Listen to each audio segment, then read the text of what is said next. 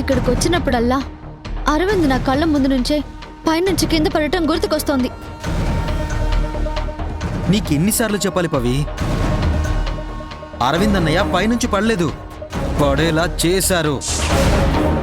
కావాలనే ఎవరో తోసేశారు.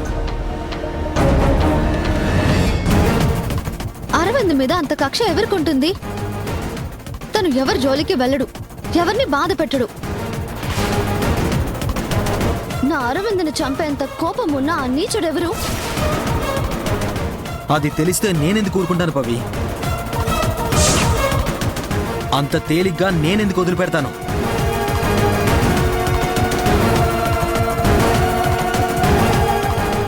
నువ్వు ఆ హంతకుణ్ణి వెంటనే పోలీసులకు అప్పగించి శిక్ష పడేటట్టు చేస్తావు కదా? ఆ దుర్మార్గుణ్ణి అంత తేలిగ్గా అప్పగిస్తే ఎలా పవి? మరి ఏం చేస్తావు?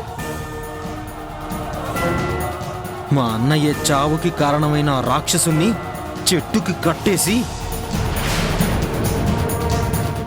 కత్తితో ఘాట్లు పెట్టి కళ్ళల్లో కారం కొట్టి గోళ్ల మీద సూదులతో పొడిచి వారం రోజులు నరకం నరకం నరకం చూపించాక అప్పుడు పోలీసులకు అప్పచెప్తాను.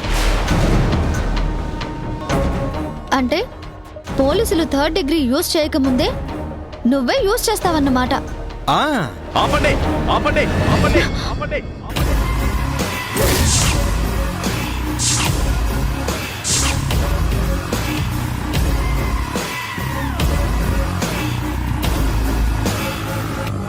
ఎందుకు అంకుల్ అలా అరిచారు? ఏంట్రా మీరిద్దరు ఎందుకు అక్కడ నిలబడి అరవింద్ చావు గురించి మాట్లాడుకుంటారు? ఇది మరీ బాగుంది. మా అన్నయ్య గురించి మేం మాట్లాడుకుంటే మీకేంటి ప్రాబ్లం?